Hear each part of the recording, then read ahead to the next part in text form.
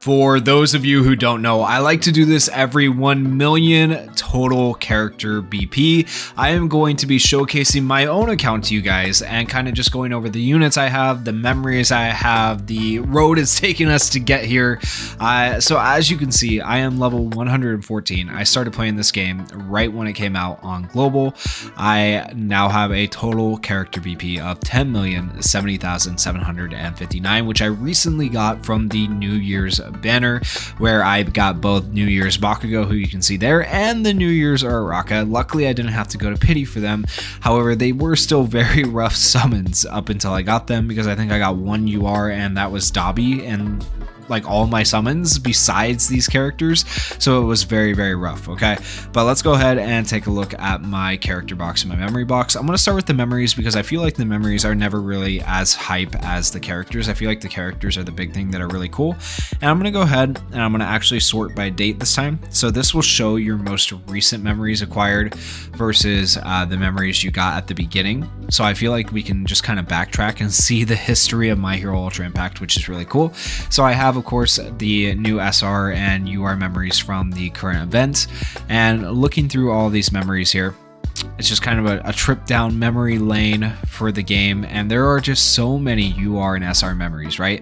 And unlike a lot of people, when I do their account reviews, I have all of my memories locked that I want to keep.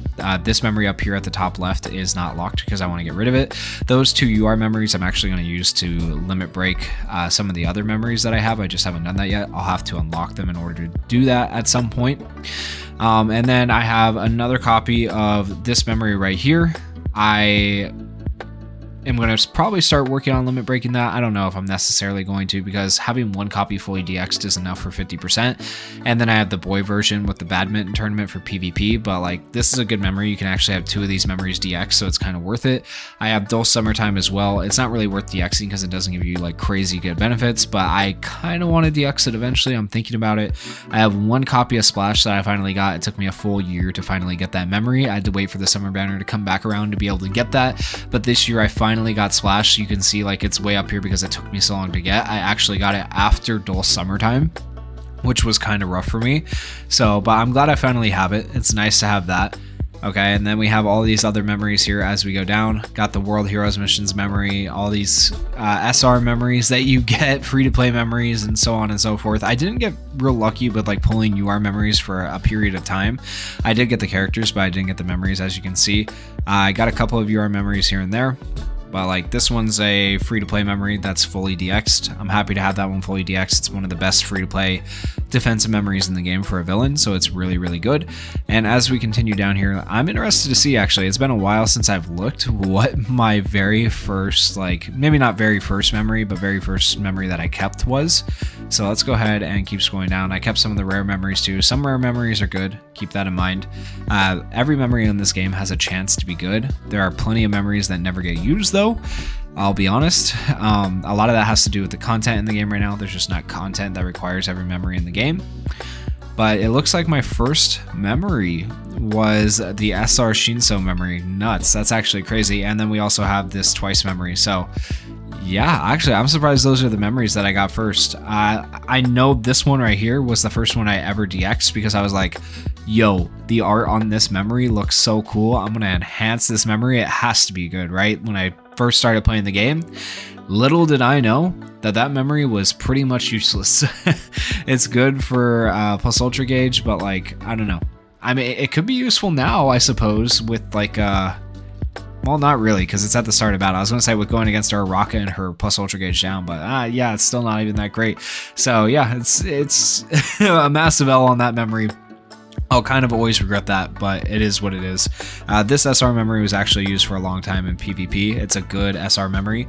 I actually really like this SR memory. It's a good option if you're newer to the game. Increases character speed by 40% when equipped by a female character. Also, once per battle, gives character the ability to evade 2 times when HP is below 50%. Like, it's actually a really solid SR memory. Now let's take a look at my characters. Okay, so sort by dates here. and we'll take a look. So I recently pulled the New Year's characters, right? And before that it was Jiro, and I think I got most of these in order for the most part. There might be one or two I actually got out of order, but the way you see this is how they released on global, at least. Like that Yellow Sue released way earlier on the JP version of the game. It took us so long to actually get her. I actually can't believe how long it's taken us to get some of the JP exclusives, and it's been really annoying. But now we're finally getting them. I think we have most of them at this point.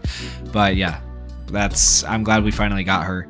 And as you can see, I pulled most every character. I think Inasa is like the only one I'm really missing here. And the characters that I pulled, I'm also missing World Heroes Missions Bakugo. So like, how long ago did I pull the World Heroes Missions characters? That's the question. If I go all the way down here, I pulled them a long time ago, right? And it has been over 2 years now without being able to get Bakugo because they decided to feature them all still on the same banner with a 4th UR adding in. So it just made the rates absolutely atrocious. Like your chances of actually getting them were terrible. Did I pass them already? I feel like I passed them. Maybe I didn't. Okay, yeah, I guess I didn't. I also want to point out that Yellow Aizawa, I did not reroll for him at the start. I actually had to pull him later. So yeah, you can see how much later I actually pulled him. We're halfway through my list of characters. And so I had to wait a little bit to get him. So I actually didn't have like the most meta character in the game at the start of the game, which is crazy, right? But I made it work.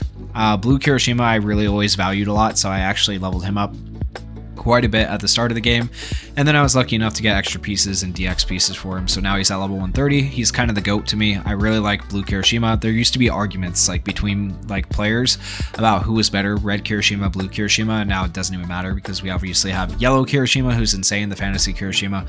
But honestly, I can't say I like Blue Kirishima anymore because barriers have just been destroyed by multi-hit attacks. But I used to like Kirishima a lot. I used to think the barrier was better, and it was better at the time, way back then. So, you know, argue with me in the comments if you disagree. Now Red Kirishima is better, but Blue Kirishima used to be better. We have Red Todoroki. I remember pulling for that guy. That was one of like the first general pool banners I pulled on at the time of starting. Like I was just starting to do YouTube and to do My Hero as like my main game. And I was like, should I summon on this general pool banner? Like, I know this Todoroki is not going to be that crazy, but I got to make content, but like it's money. And I was just debating in my head, and obviously I got him, but never really made that much use of him. He's level 90 still, and he's good with his frostbite, but he's just like one of those very niche characters who you're just not going to use a whole lot. And then down here, we actually have both World Heroes Missions Deku and World Heroes Missions Todoroki, who I got early on in the game. Surprisingly, but then World Heroes Missions Bakugo was never to be, so you'll see him like maybe another year down the road.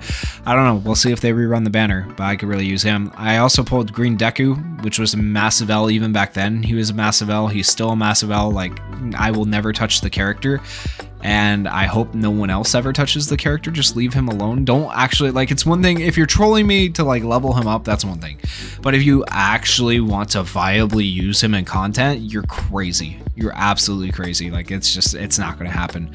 Okay, and then we have Toga and a couple of other SR characters. Back then, that SR Hawks and that SR Mineta were like goated for VE Tower when VE Tower was still a thing.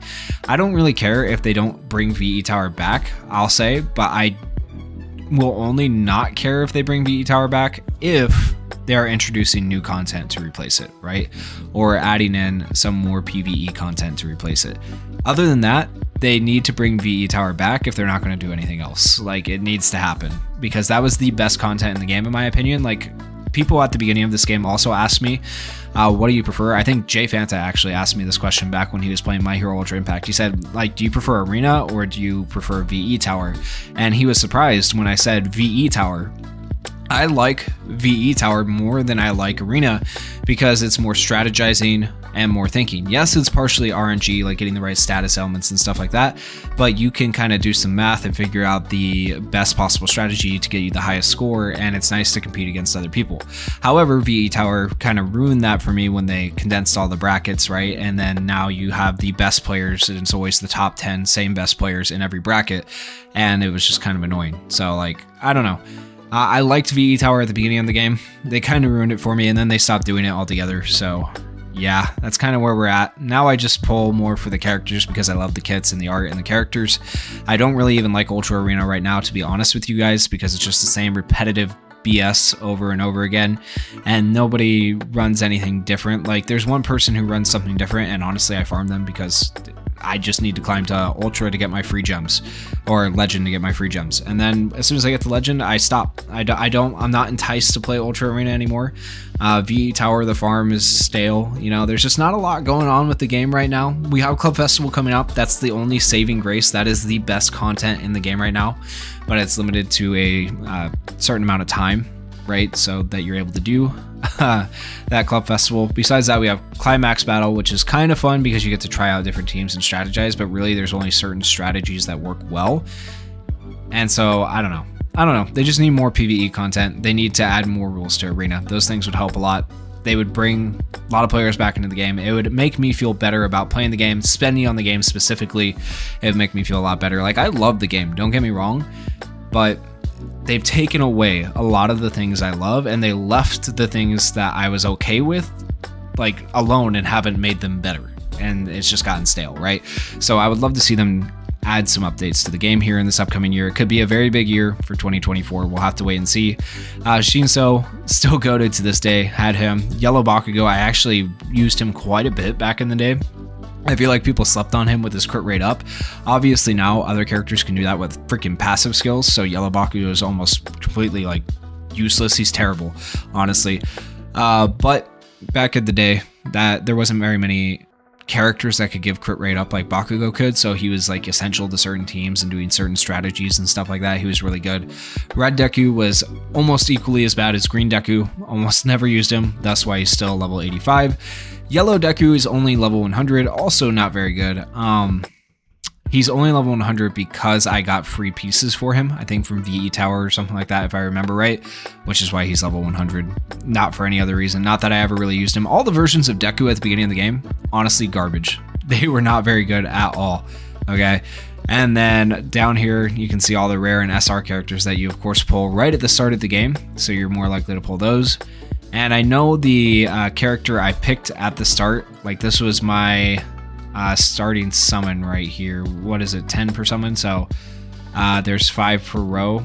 Yeah, it was this. It was this right here, and then Green Todoroki. That was my starting summon, I think. 1, 2, 3, 4, 5, 6, 7, 8, 9, 10? Maybe not. Wait, what? How does that work out? There's 10 per summon. My first 10 characters were not... you are? Wait, what? Am I seeing that right? It's 10 characters per summon, and it's saying I had 10 like rare and SR characters at the start of the game. I don't know how that one worked out, but maybe I did a summon before the reroll summon or something like that. At the very least, I'm pretty sure I got a triple. Yeah, I got a triple multi at the start, and that's why I kept that over the Aizawa roll. So I got Shigaraki, I got Todoroki, and I got Uraraka all in one roll. And then I think I got Toga later and Kaminari later in like a separate roll. But yeah, I'm pretty sure that's the way it was. I'd actually have to go back and watch my own video from the reroll summons. That was, oh man, I don't even want to hear it. The audio quality was bad back then. Like everything was, it was so bad. But yeah, I'm pretty sure that's how it happened. How did I end up with rare characters at the start? I'm so confused. I don't know what I did. Anyways, those are my characters. And then last but not least, let me show you guys my trust for my account, where I have all my trust levels on all my characters. So if we go into the trust here, you can see that I have pretty much everyone up to level 20 now on trust.